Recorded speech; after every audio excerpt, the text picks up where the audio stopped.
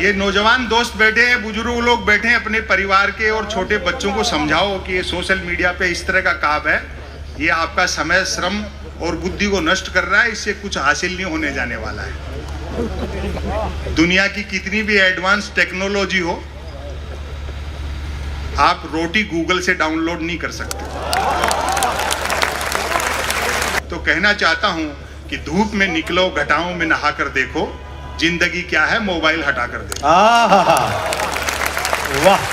अभी डॉक्टर कुमार विश्वास कह रहे थे कि मैं जिस कॉलेज में पढ़ाता था, आदरणीय कमलनाथ जी उसके चेयरमैन थे। इससे ये भी शुद्ध हुआ कि ये पढ़े लिखे हैं।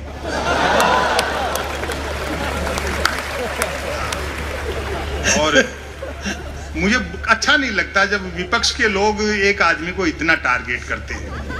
आपने प्रधानमंत्री जी की डिग्रियों पे सवाल उठाए, ये कोई अच्छी बात नहीं।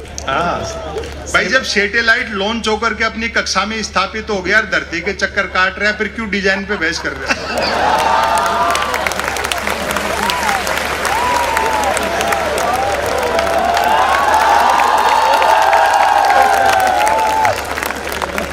और वैसे भी डिग्री से अनुभव बड़ा होता है। कमाल है भाई। मैं ऐसे कई को जानता हूं जिन्होंने एजुकेशन लोन लेकर आईआईटी की थी, फिर उस लोन को चुकाने के लिए उनको आईटीआई करनी पड़ी। हालांकि बाद में पार्टी के दो बड़े नेताओं ने बाकायदा प्रेस कॉन्फ्रेंस करके प्रधानमंत्री जी की डिग्रियां दिखाई, तब जाकर विपक्षियों का मुंह बंद हुआ कि हमारे प्रधानमंत्री ने न सिर्फ एमए कर रखा बल्कि बीए भी कर रखा। और आज ये डॉक्टर कुमार विश्वास होटल में पूछ रहे थे, बोले क्यों भाई जी, जब प्रधानमंत्री इतने पढ़े लिखे हैं तो मैट्रिक भी करी रखी होगी।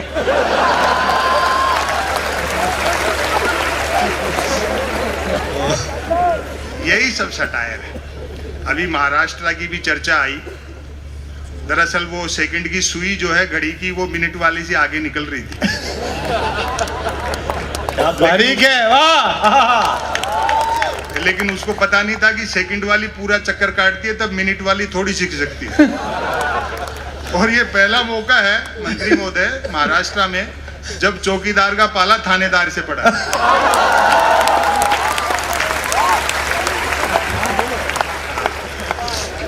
सत्ताएं आएंगी जाएंगी, मोहब्बत रहनी चाहिए, देश रहना चाहिए।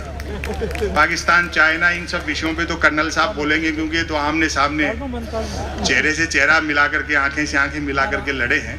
मेरे लिए ये व्यंग के विषय नहीं है। भाई उस पाकिस्तान पर क्या लिखना, उसकी जितनी आबादी है उतने तो अपने 24 घंटे फ्री वाईफाई के चक्कर में 4G टावरों के नीचे बैठे रहते हैं। और चाइना से भी युद्ध हुआ तो इस बार आर पार की होगी, 62 वाला हिंदुस्तान नहीं है। हम जीतेंगे और उस खुशी में फिर चाइनीज पटाखे फोड़ेंगे। वातावरण में अजीब सा तनाव। विकास का एजेंडा कह करके आए थे, कुर्सी मिलते एजेंडे के विकास में लग गए। और सवाल खड़े करो तो जूता निकालते। कई तो भक्त इतने गुस्से में रहते हैं कि जिसको पीटने दौड़ते हैं उससे आगे निकल जाते हैं।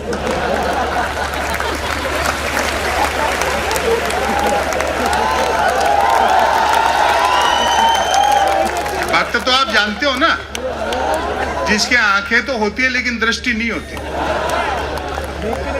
वो अंध भक्ति में इतना डूबा रहता है कि हर पत्थर को देवता मानता है। वो एक भक्त तो माइलस्टोन को देवता समझ करके नारियल चढ़ा रहा था। तो किसी ने उसको समझाया, बोले भाई अक्ल से काम ले, जो कि नहीं थी।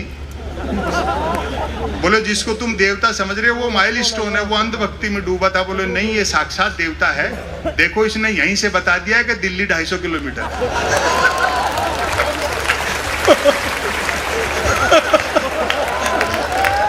वाह, जिंदाबाद। क्या बात है। ये नौजवान दोस्त बैठे हैं, बुजुर्ग लोग बैठे हैं, अपने परिवार के और छोटे बच्चों को समझाओ कि ये सोशल मीडिया पे इस तरह का काम है, ये आपका समय, श्रम और बुद्धि को नष्ट कर रहा है, इससे कुछ हासिल नहीं होने जाने वाला है। दुनिया की कितनी भी एडवांस टेक्नोलॉजी हो, आप रोटी गूगल से डाउनलोड नहीं कर सकते। बहुत मुद्दों की बात करो, रोजगार की बात करो, सद्भाव की बात करो, महंगाई और भ्रष्टाचार पर बात करो, ये उन मुद्दों से ध्यान हटकाने के लिए इस तरह की शोशेबाजी की जाती है। अभी जैसे धारा 370 का मसला था, मुझसे भी लोगों ने पूछा, ये मेरे व्यक्तिगत मत बता रहा हूँ। बोले जी 370 पर, मैंने कहा मूल्यांकन समय करता है, आज हम इस पर कुछ नहीं कह पाएंगे। बैंड तो हमारी शादी में भी बहुत जोरदार बजा था।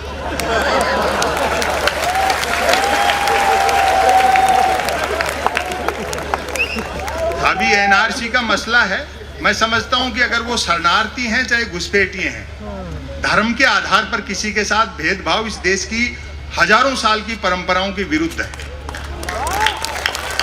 न सिर्फ लोकतंत्र और संविधान के विरुद्ध है, हजारों साल की भारतीयता के विरुद्ध है। ये सारी चीजें जो आया है वो सबका है, और ये धर्म के झगड़े भी नहीं है, इतिहास के नाम पे लड़ाते हैं। महाराणा प्रताप का मुख्य सेनापति हाकिम का पठान था, क्या बात है, और अकबर का मुख्य सेनापति राजा मानसिंह थे। वाह, बहुत। वो सब साम्राज्यवाद के झगड़े थे, धर्म भी उसमें एक फैक्टर हो सकता है। तो मोहब्बत से काम लेना चाहिए, समय की अपनी सीमाएं हैं। और मैं एक रचना आपको नहीं सुनाता हूं जो एक दो जगह सुनाई है, अगर अच्छा सुन लिया तो फिर और कोशिश करेंगे दो चार मिनट सुनाने की। लेकिन ऐसा नहीं है, जो अच्छा काम कर रहा है चीजें भी बदलेंगी। जैसे आज मैं जयपुर से आया, 12 घंटे लगे, डॉक्टर कुमार विश्वास को फ्लाइट से आना पड़ा, उसमें भी 2.5-3 घंटे लगते हैं। ये चीजें हल हो जाएंगी जब बुलेट ट्रेन चल जाएगी।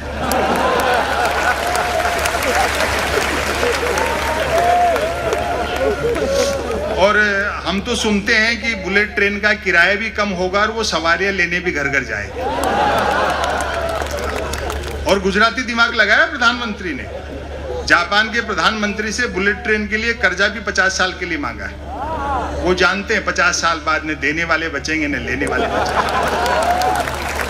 और इसी शहर के शरद जोशी जी ने एक बड़ी अच्छी बात कही, हम भारतीयों को वह व्यक्ति उधार दे जिसका पुनर्जन्म में विश्वास हो। भाई दिवे 50 साल बाद किसी जापानी को अपना कर्जा याद रह गया तो वो जैसे ही मांगने बंबई उतरेगा, अपन उन्हीं की बुलेट ट्रेन में बैठ के अहमदाबाद निकलने।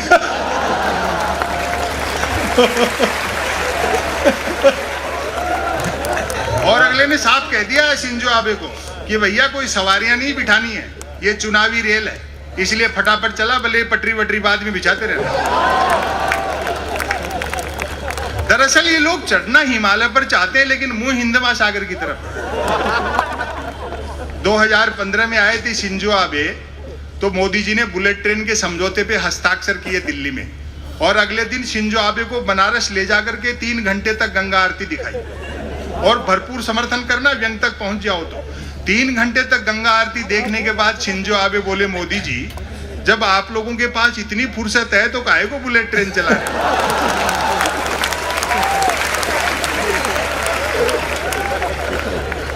सोशल मीडिया ने भी ऊधम मचा रखा है। ऐसा नहीं लगता कि हम उसका इस्तेमाल कर रहे हैं, अब लगता है जैसे वो हमारा इस्तेमाल कर रहा है। निदा फाजली साहब की 2 पंक्तियां हैं, उनमें अगर शेर थोड़ा इधर उधर करूं तो कहना चाहता हूं कि धूप में निकलो घटाओं में नहा कर देखो, जिंदगी क्या है मोबाइल हटा कर देखो। वाह। मैं बधाई देना चाहता हूं मध्य प्रदेश शासन को कि इस अवसर के बहाने आपने इतने लोगों को घरों से निकाला, वरना तो सब उसी में लगे रहते। घरों से निकलिए, प्रजातंत्र के जो मुख्य उद्देश्य हैं और जो मूल्य हैं उनको पहचानिए, अड्डेबाजी कीजिए, एक दूसरे से मिलिए, क्योंकि आदमी लैंग्वेज से सीखता है, उससे कहीं ज्यादा बॉडी लैंग्वेज से सीखता है। बहुत अच्छा, बहुत। पता नहीं से सोशल मीडिया क्यों कहते हैं। हजारों किलोमीटर दूर बैठे आदमी तो हम चैटिंग से जुड़ना चाहते हैं, लेकिन बस ट्रेन फ्लाइट में सफर करते हैं तो कोशिश रहती है बराबर वाली सीट खाली रहे। क्या बात है। यदि किसी ने कुछ एक अक्षरों तक की नेकी कर डाली हो तो उसको फेंकने के लिए ट्विटर से बेहतर दरिया नहीं है। जो कुछ नहीं कर सकता वह भी ट्वीट कर सकता है, और एक बार जो ट्वीट करने लगता है फिर वो कुछ नहीं कर सकता। मैं तो सोशल मीडिया का लोहा उस दिन मान गया जब एक सज्जन ने YouTube पर मेरे कवि सम्मेलन की एक क्लिप को साल में 100वीं बार सुना और नीचे गाली लिखी, लानत है संपत सरल को, नालायक ने साल भर से रचना तो छोड़ो कपड़े तक नहीं बने।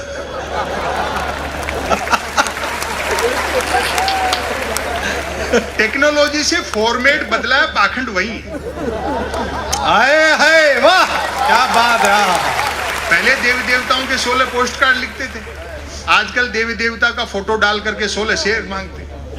अपनी समस्या से संबंधित कोई भी देवी देवता गूगल से डाउनलोड करो, अपनी मनोकामना लिख करके सोशल मीडिया पे छोड़ दो, घंटे आध घंटे में तो ऐसा वायरल होगा कि आपका देवी देवता नई मनोकामना के साथ आप ही के पास आ जाए। और एक आ गई है सेल्फी, क्या आत्ममुग्धता का दौर है साहब, कैमरे का फ्रेम दिखते आदमी जिराफ हो जाता है। मैं तो देखता हूं कई महिलाएं हर 10, 15, 20 मिनट में अपनी सेल्फी ले लेकर के सोशल मीडिया पे अपलोड करती रहती है। आपको सच बताऊं, उन सुंदरियों के चेहरे देखकर मेरे मन में वही भाव आते हैं जो कभी दर्पण में पद्मनी का चेहरा देख करके अलाउद्दीन खिलजी के आए हों। और अब आपकी तालियां उठेंगी, कितने धोखे का संसार है। वही सुंदरियां मुझे आमने सामने साक्षात मिल गई, बड़ा धोखा हुआ। जिनको पद्मनी समझता रहा वो तो खुद अलाउद्दीन खिलजी निकले।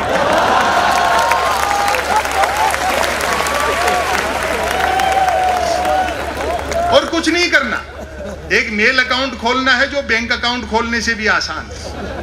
बैंक अकाउंट खोलने के लिए कुछ तो आधार चाहिए, मेल अकाउंट तो निराधार व्यक्ति भी खुलवा। बहुत अच्छा। बाकी 3 जरूरी चीजें हैं, एक है स्मार्टफोन, नॉन स्टॉप इंटरनेट और निठल्लापन। लेकिन सोशल मीडिया का फायदा भी है, एक तो आदमी घर बैठे आवारागर्दी कर सकता है, और सोशल मीडिया का सबसे बड़ा फायदा यह है जो अपने साथ ले जाना जीवन में बड़ा काम आएगा। बेरोजगारी पूरी तरह खत्म हो गई क्योंकि हर हाथ को काम मिल चुका है। बहुत अच्छे संपत्ति। किताबें पढ़िए, शब्दों की तरफ लौटिए, बुजुर्गों का सानिध्य हासिल कर लिए। दुनिया की कोई भी टेक्नोलॉजी ऐसी नहीं है एडवांस, उजाला बनाया जा सकता है, धूप नहीं बनाई जा सकती। क्या बढ़िया बात है, बहुत अच्छी बात है, वाह। उजाला बनाया जाता है, धूप। एक रचना मैं आज इन कवियों की उपस्थिति में पहली बार सुना रहा हूं, तो आप अगर तालियां वालियां बजा के हिम्मत दे देंगे तो फिर मैं आगे भी सुनाऊंगा। और कुछ भी नहीं हो तो शीर्षक पे तो आप बजा ही देंगे। डॉक्टर कुमार विश्वास और राहत साहब को समर्पित है। सुनिए साहब, रचना का शीर्षक है मन की बात।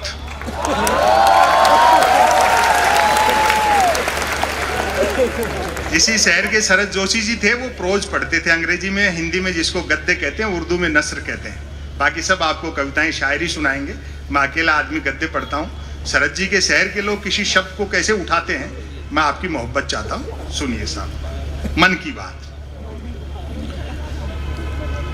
कोई कुछ भी बात करे, बात कुल 2 ही प्रकार की होती हैं, एक काम की बात और दूसरी मन की बात। यदि आप मेरी इस बात से सहमत नहीं हैं तो फिर आपकी अलग बात है। तालियां कमजोर थी।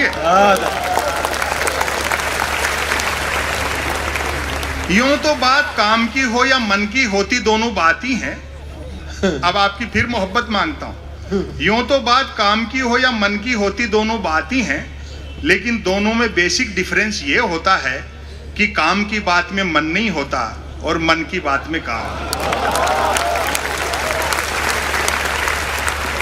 असल में तो मन की बात की ही इसलिए जाती है ताकि काम की बात नहीं करनी पड़े।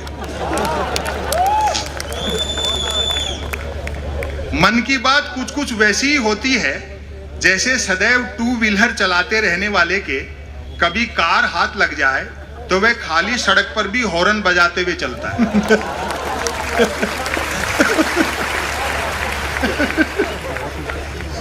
मन की बात एक तरफा होती है, जैसे देवता वगैरह मूड आने पर आकाशवाणी कर दिया करते थे।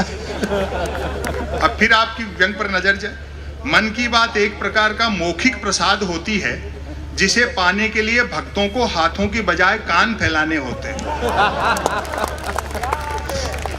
मन की बात के साथ विषय का लफड़ा नहीं होता। अच्छा, यानी मन की बात बिना विषय की होती है क्योंकि वह मन की बात होती है।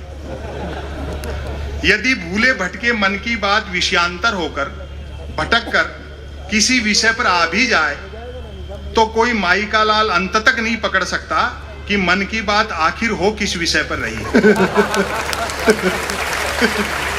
काम की बात अपने काम से काम रखती है, जबकि मन की बात का प्रचार करना पड़ता है कि फला तारीख को इतने बजकर इतने मिनट पर मन की बात होगी। पता लगते ही मन की बात को ही काम की बात मानने वाले उछल पड़ते हैं। वाह, मजा आ गया, फला तारीख को इतने बजकर इतने मिनट पर काम की बात होगी। काम की बात सुनी न जाए तो अच्छी खासी काम की बात भी मन की बात होकर रह जाती है, जबकि मन की बात को सुनने वाले मिल जाएं तो बात कोरी मन की बात होने के बावजूद बड़े काम की बात बन जाती है। अच्छा है, अच्छा है। अब ध्यान से सुनिए। वैसे सुनने वाले न मिले तो मन की बात दीवारों से भी की जा सकती है, क्योंकि मन की बात करने वाले ने सुन रखा होता है कि दीवारों के भी कान होते हैं। अच्छा है, अच्छा है। क्या और अब मैं जो व्यंग कह रहा हूं, एक भी हाथ खामोश न रहे, क्योंकि दीवारों भी कई कान होते हैं, बल्कि वह तो यह तक मानकर चलता है कि जिनके कान होते हैं वे दीवार ही होते हैं। अच्छा है। मन की बात अक्सर शुरू यहां से होती है। भाइयों और बहनों, बस इतना सुनते ही मन की बात के मुरीद भाई बहन सांस रोककर मन की बात ऐसे सुनने लगते हैं मानो सुनने के लिए जिंदगी में अब सिर्फ यही काम की बात बची है। काम की बात करने से बचने की एकमात्र तरकीब है कि तुरंत मन की बात शुरू कर दी जाए। ये अलग बात है कि लगातार मन की बात करते रहने वाले से फिर लोग उम्मीद भी नहीं रखते कि वह जिंदगी में कभी कोई काम की बात भी करेगा। मन की बात अक्सर ज्ञान सिखाने जैसी होती है। समापन की ओर बढ़ता हूं। मन की बात अक्सर ज्ञान सिखाने जैसी होती है, जैसे रतन नल पर चल, रतन झटपट चल, रतन झटपट नल पर चल। ऐसी मजेदार मन की बात का नतीजा भी मजेदार निकलता है। सुनने वाले प्रेरित हो, खुद को रतन मानकर उठते हैं, मटका बाल्टी उठाते हैं और न सिर्फ नल की ओर चलते हैं बल्कि नल की ओर झटपट चलते हैं। और अब आपकी तालियां उठेंगी, मेरा दावा है आप रोक नहीं पाओगे। तुरंत नल की ओर चलते हैं बल्कि नल की ओर झटपट चलते हैं। वहां पहुंचकर माथा पीटते हैं कि हाय, नल से तो पानी नहीं हवा निकल रही है, अर्थात नल तो कमबख्त खुद मन की बात कर रहा है।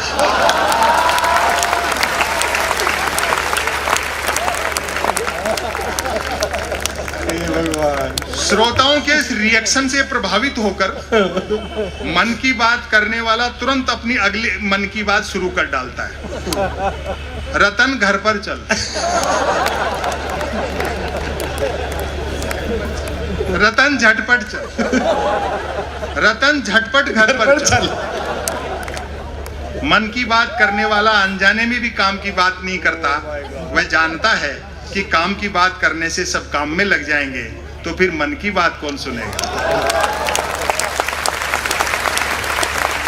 अब मैं इस लेख का समापन कर रहा हूं। समापन पर तालियां बजा देना, वरना इसी को फिर शुरू कर सकता हूं। क्योंकि मन की बात का कोई भरोसा नहीं है कब शुरू हो जाए। बड़ी मोहब्बत दी। अतः अंत में मैं फिर दोहराना चाहूंगा कि कोई कुछ भी बात करे, बात कुल दो ही प्रकार की होती हैं, एक काम की बात और दूसरी मन की बात। यदि आप मेरी इस बात से सहमत नहीं है तो फिर आपकी अलग बात है।